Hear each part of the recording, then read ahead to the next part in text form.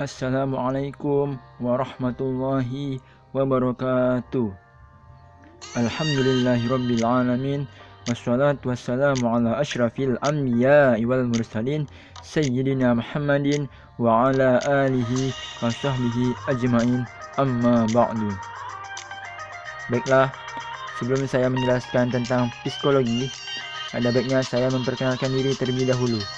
Perkenalkan, nama saya Muhammad Firmansyah. Tempat tanggal lahir Tanah Merah 30 Oktober 2001. Alamat Jalan Ampera, Desa Tanah Merah. Baiklah, langsung saja kita membahas tentang psikologi.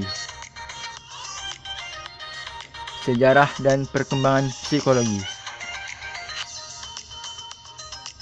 Psikologi sebagai bagian dari filsafat.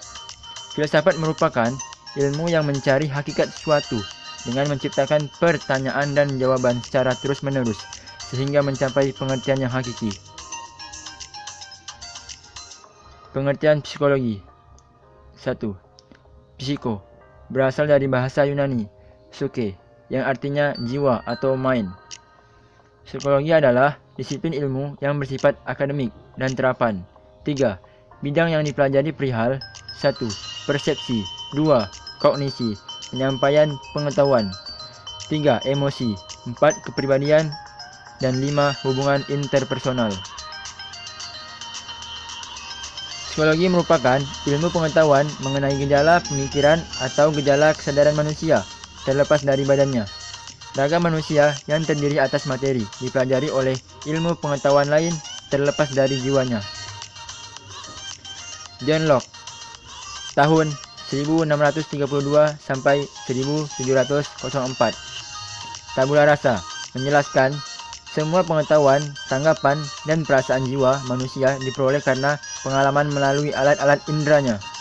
Pada waktu manusia dilahirkan, jiwanya kosong, bagaikan sehelai kertas putih yang tidak tertulisi. Kertas itu akan mulai terisi melalui pengalaman-pengalaman sedari kecil melalui alat inderanya. John Locke, tahun 1632 sampai 1704, mengungkapkan tentang sensasi dan refleksi.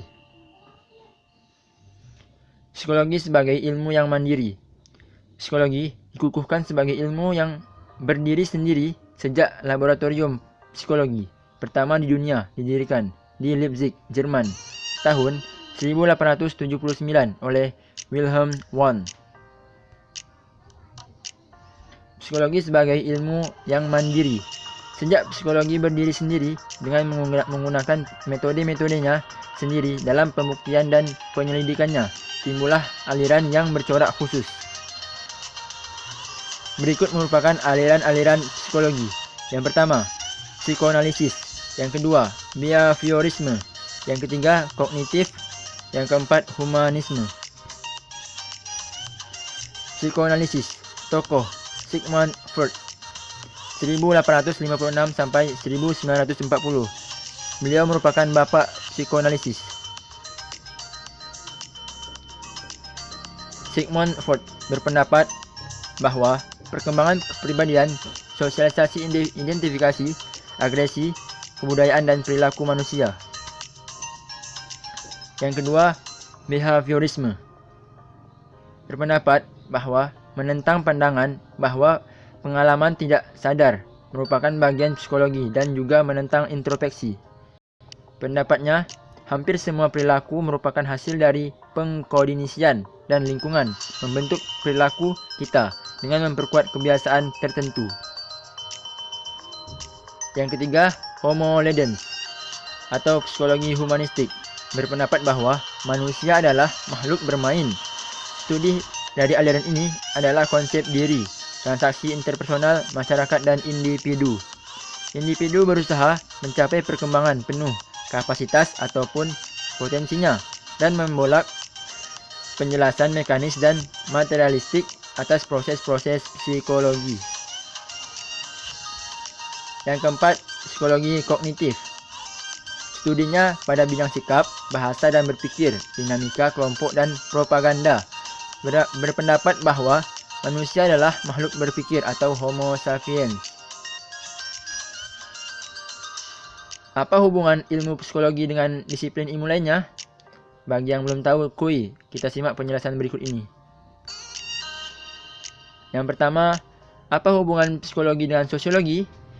Sosiologi adalah ilmu yang mempelajari tentang perilaku hubungan antar individu dan kelompok dalam perilaku sosial. Melihat pengertian sosiologi, jelas hubungan psikologi dan sosiologi amat erat. Lalu, seiring berjalannya waktu, kita lebih mudah mengatakan psikologi sosial karena kita melihat hubungan yang erat antara kedua ilmu tersebut. Yang kedua, apa hubungan ilmu psikologi dengan ilmu filsafat? Filsafat mempelajari manusia sebagai objek studi. Filsafat berfokus untuk mempelajari hakikat kodrat manusia, tujuan hidup manusia, dan lain sebagainya, sehingga sifatnya lebih spekulatif. Pada sisi yang lain, psikologi lebih bersifat empiris. Tidak temu antara psikologi dan filsafat adalah filsafat manusia ataupun filsafat antropologi. Yang ketiga, apa hubungan psikologi dengan ilmu komunikasi? Hubungan psikologi dengan ilmu komunikasi mungkin hampir sama dengan psikologi sosial, karena dalam hal ini komunikasi mempelajari peristiwa sosial yang terjadi ketika manusia melakukan interaksi pada lingkungannya. Yang keempat, apa hubungan psikologi dengan politik?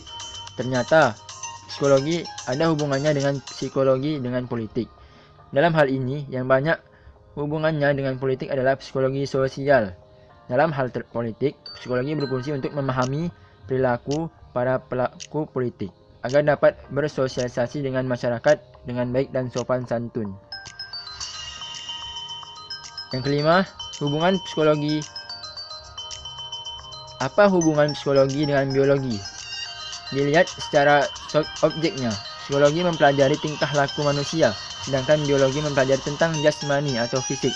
Di sini, jasmani atau fisik sangat berpengaruh kondisi psikis atau tingkah laku manusia.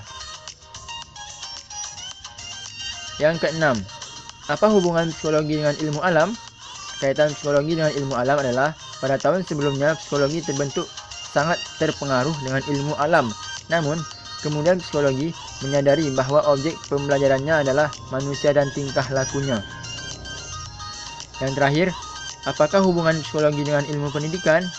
Psikologi dan ilmu pendidikan adalah sesuatu yang tidak dapat dipisahkan satu sama lain.